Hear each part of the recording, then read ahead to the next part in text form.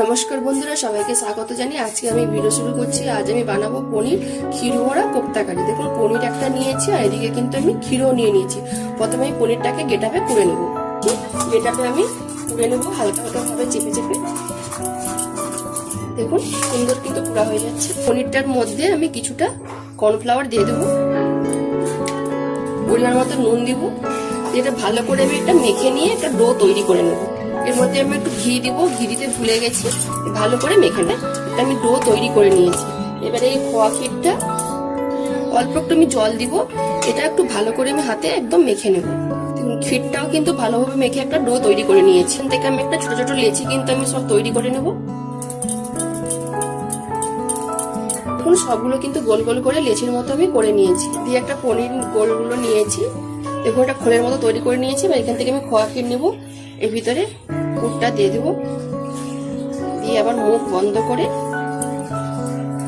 গোল ভাবে তৈরি করে নেব।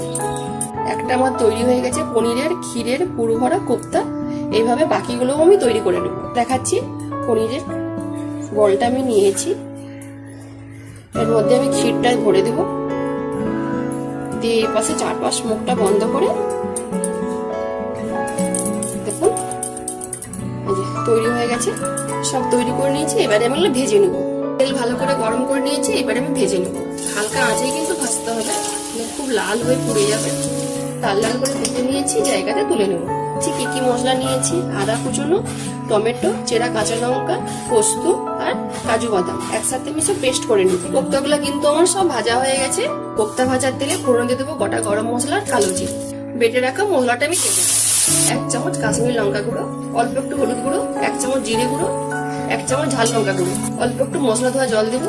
মশলাটা আমার ভালো করে কষানো হয়ে গেছে। দেখুন সাইড থেকে তেলও ছেড়ে গেছে। এবারে আমি পরিমাণ মতো জল দিয়ে দেবো, পরিমাণ মতো নুন দিয়ে দেবো, 1 চামচ চিনি দিয়ে দেবো। আমি ভেজে রাখা কোপ্তাগুলো সব দিয়ে দেবো। আমার তরকারিটা কিন্তু হয়ে গেছে। এবার উপর থেকে গরম মশলা গুঁড়ো দিয়ে দেবো আর 1 চামচ ঘি দিয়ে দেবো।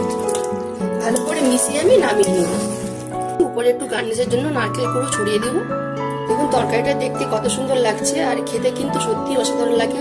রুটি, পরোটা, ফ্রাইড রাইস যে কোনো দিয়ে খাওয়া যায়। দেখলেন তো পনিরের পুর ভরা ক্ষীরের কোপ্তা কারি কিভাবে বানালাম। যদি আজকের রেসিপিটা ভালো লেগে থাকে তাহলে অবশ্যই একবার বাড়িতে বানিয়ে খাবেন আর আমাকে কমেন্টে জানাবেন। যেসব বন্ধুরা আমার রান্নার ভিডিও দেখতে পছন্দ করেন তারা আমার পেজটাকে লাইক, কমেন্ট, শেয়ার করবেন। যারা ইউটিউব চ্যানেল থেকে দেখছেন তারা সাবস্ক্রাইব করে পাশের ঘন্টাকে ক্লিক করুন। সবাই ভালো থাকুন, সুস্থ থাকুন আর সাবধানে থাকুন।